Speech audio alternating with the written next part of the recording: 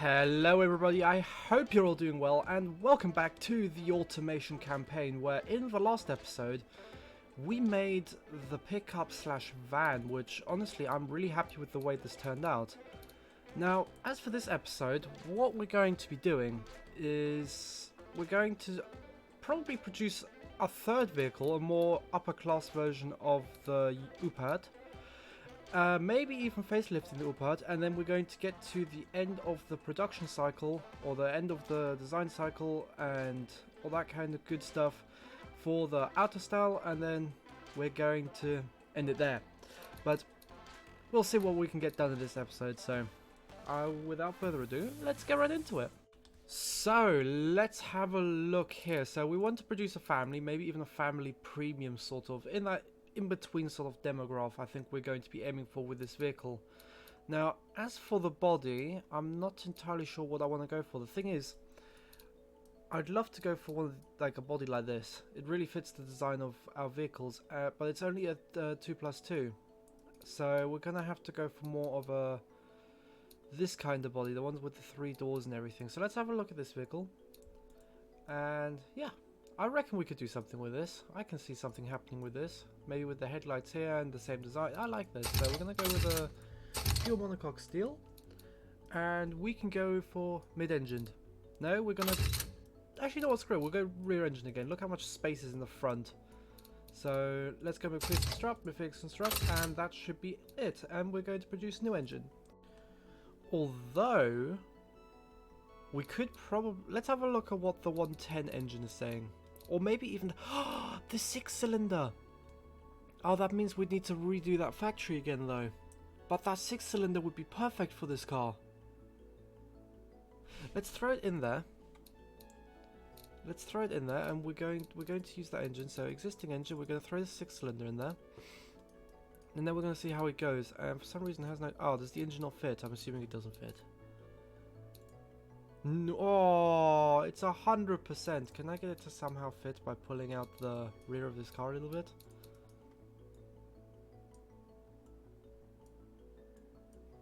Really? No! Interesting designs though. But no, that sadly doesn't work. So, the engine is just that tiny bit too big, so let's clone a variant. We're going to take this. We're going to make it a 2-litre inline 6. And that's a shame. I was hoping we could fit this engine into it because look, it has 62 kilowatts of power, which is roughly around 75-80 horsepower, maybe even a little bit more, which would have been more than enough for a car like this. So looks like we're going to have to downgrade, probably get at most 55 kilowatts of power out of this engine if we want to keep it somewhat economical. So yeah, let's have a look what we can do here. Ah, I've realized an issue. We can't actually clone this engine because what do you call it? It's not been designed yet or anything. It's not finished its design phase, so we're gonna have to use this 3-cylinder for the time being, which is really annoying.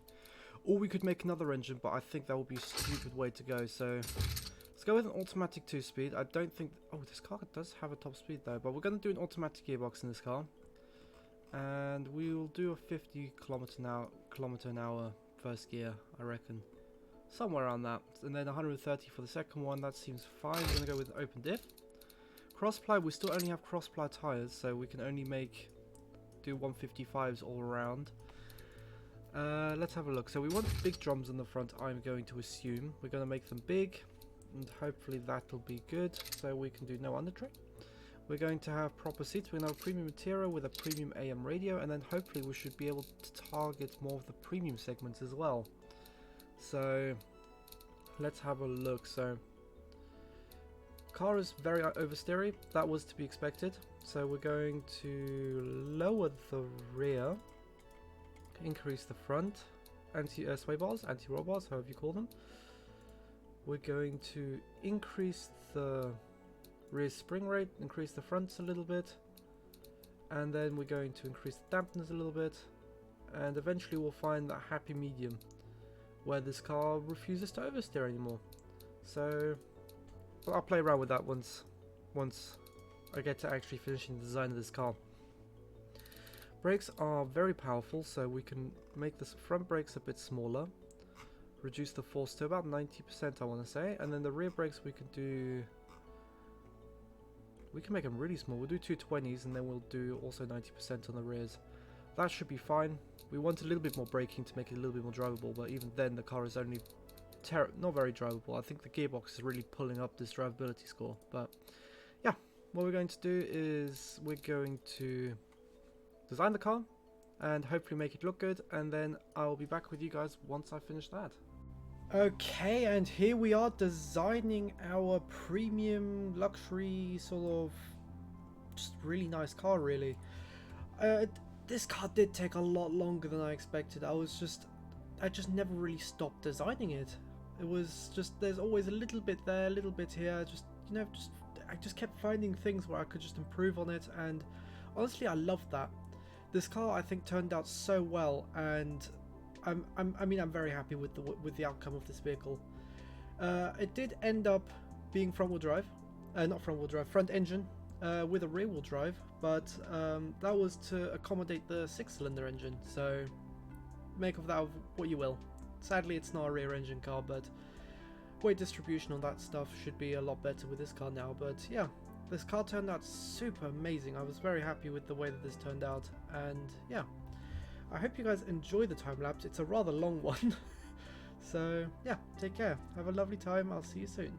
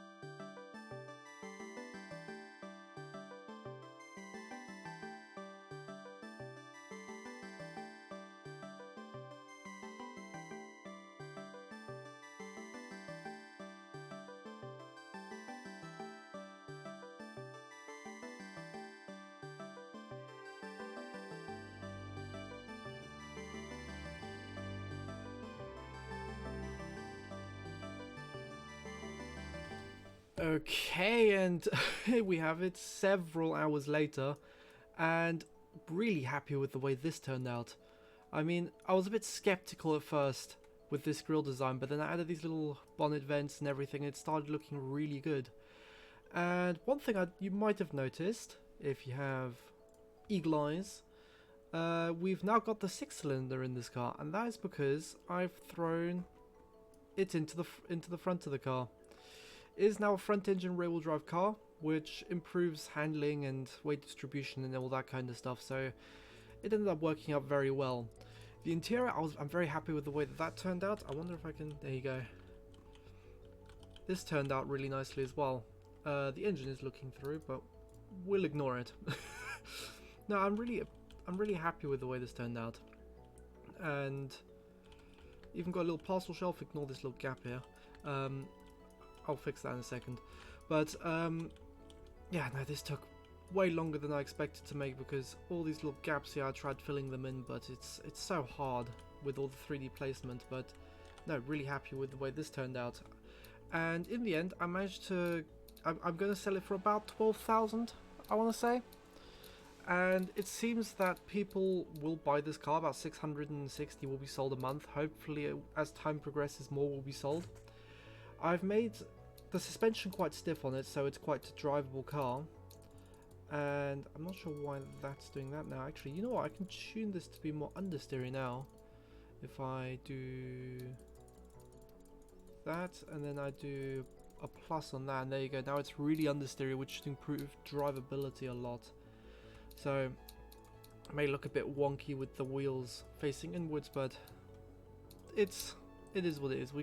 I can't really do much about it. I wish I could do a little bit of positive camber, but then drivability comes down a fair bunch, and I don't particularly want that. I want the car to be drivable. I just want the car to sell, and I think it looks good doing it as well. I think it works. So yeah, no, in the end, managed to squeeze the 6-cylinder in there. I've used McPherson struts and semi-trailing arms on the rear. I'm not sure whether that was quite realistic for the time. I'm more tempted to say that a leaf or coil suspension on the rear would have been more realistic, or at least a coil on the front. But just for the sake of comfort, I've done this sort of setup for the car. And yeah, turned out really nice. I'm probably going to make one more variant of it, probably a convertible something, depending on even if there even is. I mean, there's this one, the coupe variant, but it would be more of a GT car then. Ooh, that's a shout, a GT car. You know what, I'm going to give that a try. I'll be back in a second. Right, so as much as I enjoy the design of this car, and as much as I really want this to work, I have done a lot of tuning to this car to try and get it to be somewhere competitive somehow. Like, I could just be like, okay, I'll pin this, and like, it doesn't matter where I put it. This car is just not good enough at any demograph. 60 is the highest I've had so far. So, and sadly, we're going to have to leave this car for the time being, but I really like the design of this. It looks so nice. I mean, it's a nice concept design. I'll put it that way. It's a really good concept. I really like this. It's got the... I even managed to get the interior sorts down this one, so the rear doesn't look so horrible. I managed to just fill it in, so when the roof comes down, it has a little bit more space to put in.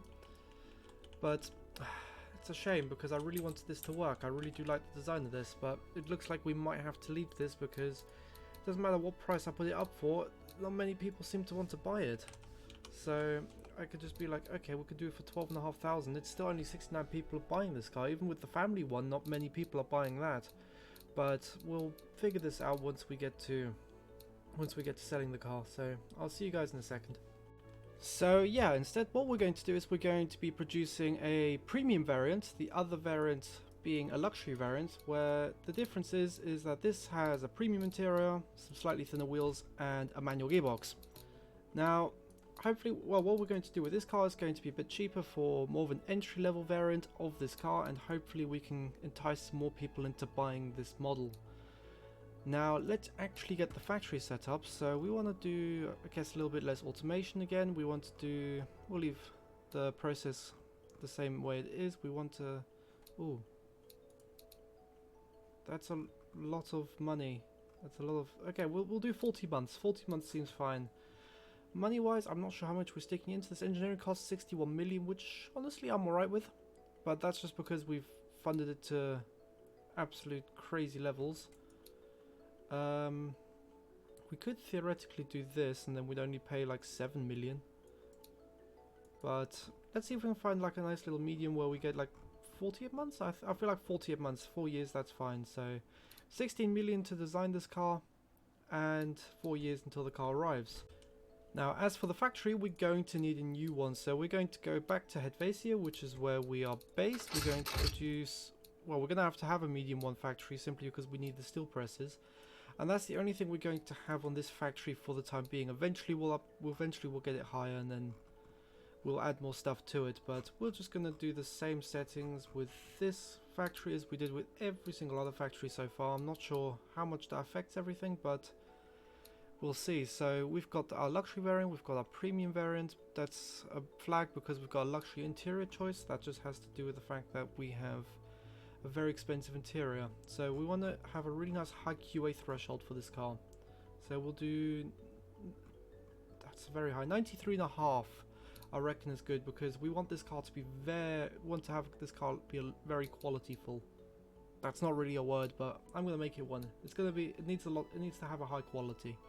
So we have a potential profit of $4,909 per car we sell, which is, honestly, I'll take it. It's not that bad. I mean, this car will sell probably for the price that I was expecting, somewhere around there. So it will eventually make a profit. I haven't stock in shift. Is this the engine? I still need to figure out that graph. I probably should have spent some time figuring out that graph. So 15,000 for the L trim, so the luxury trim, and I guess we'll do 13,500 for the premium trim, which should see us making less profit than I was expecting, actually. So we'll do 14,000 and 12,500. I mean, this car was always going to be a very difficult car to make a profit on, because not many people will be interested in buying this, and that has just ruined everything. Not sure exactly how that works, but we'll do that. Now, issue is we do not actually have enough engines for the car. So that's, what is this graph doing? If we toggle factories on, I'm very confused right now, because I was expecting profits again, like it was before, but now we're just making a straight up loss. So we need to do 16,000, 14,500. I have no idea. What's going on here. I want to get this to work, so I mean, I'll be back with you guys once I do eventually see profit. So this is probably the best we're going to be able to get it. I'm probably going to have to make another factory for the engines, because this is ridiculous. We have no engines for this car, so yeah. Well, what I'm going to do is I'm going to release this car, then I will update the factory for the engines, and then we should have a lot more engines coming through, I hope. Only 199 million to actually make this car, but I feel like we actually will need to take the loan out for this. So we're going to take out a 5-year loan of the amount of money that we need for the car. So it's about 169 million we need for the car, and then we also need the factory costs. So yeah, about we'll do 208 million, and then we'll pay it back 3 million a year for the next 5 years, and then life should be good. So let's sign off on this car and see us through to 1955. Let's see what happens. Then. Oh, we have our first issue. It's just before 1954, and we've been making a stable profit of about 5 to 6 million a month, which is more than enough right now, because I wasn't expecting, because it's pretty much just this one car pulling us through the whole way. So let's have a look at what they're saying. So Factory 2 has started working on refreshing its tooling and performing any planned building maintenance. This job turns out to be larger than anticipated by your engineers due to the higher than planned factory utilization since signing off Alterstyle. The major tooling is degraded by 0 points. By 0 points, costing... Huh? Pay 60 million in cash. Refinance loan. This will cost 66 million in a loan. I'm so confused. Oh, because the condition of the factory is absolutely horrible. So yeah, we'll pay in cash. we still have 180 million, then we'll lose 60 million, which we're going to see a massive red. Oh, that's just the extra money we're going to have to put into it. I quite like that actually, that they implement stuff like that. So actually building stuff doesn't always go as planned. So yeah, I'm going to keep fast forwarding, and then once we hit 1955, we'll have a look at what else we can do. The same factory has another problem, and it's not even been a month. What is the issue this time? It's another... Yes, we'll pay for the updates. We still have enough money. We're only losing a little bit every month, but that's just because we're losing 5 million a month now, which, I mean, we'll be fine. We should be able to live off of what we have. So I'll see you guys once we hit 1955, hopefully without any factory issues. Oh my goodness, it's just everything is adding up right now. We are losing a lot more money than I was expecting since this factory started, and now this factory is having issues. We're gonna have to finance this. I can't do anything. We don't have enough money. So hopefully this will see us through to 1955. And we're losing even more money. This is crazy. So the UPAT is now losing us money because the cost to actually make them is higher than what many were expecting. But yeah, we're going to leave it here. Next episode, we're going to facelift the UPAT. We're going to see through the release of the outer style, and then we're going to see what else we can do. But that's it for this episode. Thank you very much for watching. I hope you enjoyed it. I hope you guys have a lovely rest of your days, and yeah, take care. Bye bye.